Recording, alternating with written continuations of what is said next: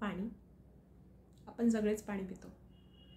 ह्या पाण्याला लक्षात घेऊन मला लहानपणीची एक आठवण आहे की आजी लहानपणी ज्यावेळेस नळ यायचे त्यावेळेस आंघोळ करून ते पाणी पूजेसाठी भरायचे किंवा सवळ्यातला स्वयंपाक असल्यावर ते पाणी स्वयंपाकासाठी वापरायचे. अर्थात त्याचा संबंध आपल्याला असं वाटायचं काय हे सोवळं, काय ही अंधश्रद्धा, पण त्याचा खरा अर्थ आत्ता लक्षात येतो आहे माझ्या. जॅपनीज सायंटिस्ट इमोटो यांनी पाण्यावर अशीच रिसर्च केली. त्यांनी पाण्यावर वेगवेगळे चांगले शब्द आणि वाईट शब्द यांच्या होणारे जे परिणाम आहेत ते रिसर्च केले. लव, केअर, विश्वास, प्रेम ह्या सगळ्या गोष्टी ज्यावेळेस आपण बोलतो पाण्यावर त्यावेळेस त्याची जी प्रकृती ती कशी चेंज होती आणि घृणा किंवा राग, द्वेष हे शब्द ज्यावेळेस पाण्यावर आपण बोलतो त्यावेळेस त्याची कशी प्रकृती होती ते मायक्रोस्कोप खाली त्यांनी ज्यावेळेस पाहिलं त्यावेळेस इतकी सुंदर प्रतिकृती म्हणजे क्रिस्टलाइज त्यांनी बघितले की सगळे थक्क होऊन गेले.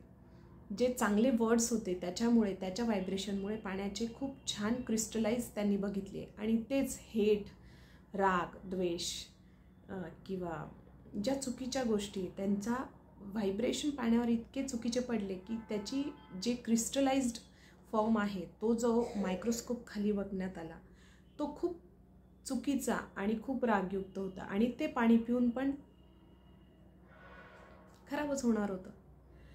म्हणजे ज्यावेळेस आपण एखादी चांगली एनर्जी पाण्यात टाकतो आणि ते पाणी पितो आपण त्यावेळेस त्याचा खूप चांगला परिणाम होतो. जसं की मी खूप सुंदर आहे, मी खूप शक्तिशाली आहे, मी खूप आनंदित आहे किंवा खात पित असताना नेहमी चांगल्या गप्पा करणे हे नेहमी चांगलंच येईल कारण त्याचा परिणाम आपल्यावर होतो.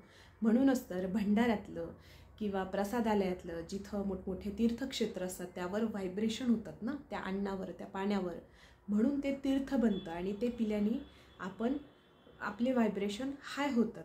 हे पाण्यामुळेच असतं. आणि तेच जर आपण चुकीचे शब्द वापरले, चुकीच्या एकमेकांवर वादविवादामध्ये आपण खाल्लं किंवा पिलं तर त्याचे चुकीचे परिणाम आपल्यावर पडणारच.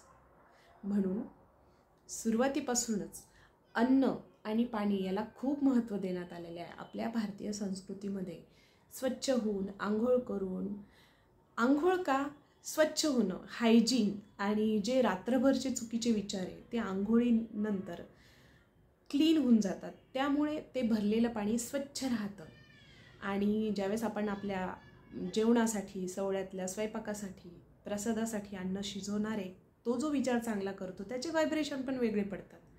म्हणून मी शक्तिशाली आहे, मी आनंदात आहे, मी खूप सुंदर आहे, मी शांत आहे असं म्हणून पाणी पित जा.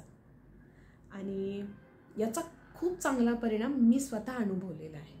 कारण ज्यावेळेस मला दिवस होते, माझा जो लहान मुलगा आहे 5 वर्षाचा आहे त्यावेळेस मला ही गोष्ट कळाली होती.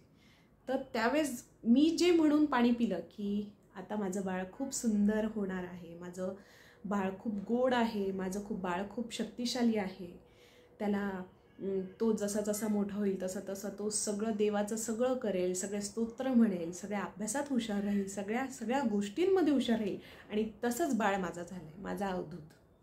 जसा आपण विचार केला, जसं विचार करत करत खाल्लं पिल्लं आणि ते म्हणून विचार केला आणि ते म्हणून बोलले तर सगळं तसंच झालं आहे.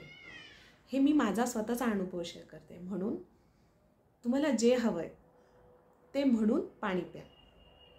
आता समजा तुम्हाला जे पाहिजे, मी श्रीमंत आहे, मी शक्तिशाली आहे किंवा जे प्रेग्नेंट असतील त्यांनी बाळ कसं पाहिजे, गुटगुटीत पाहिजे, गोरं पान पाहिजे, शांत पाहिजे किंवा जास्त बदमाश पाहिजे कृष्णासारखं, सगळं तसा विचार करा, तसंच भेटेल तुम्हाला.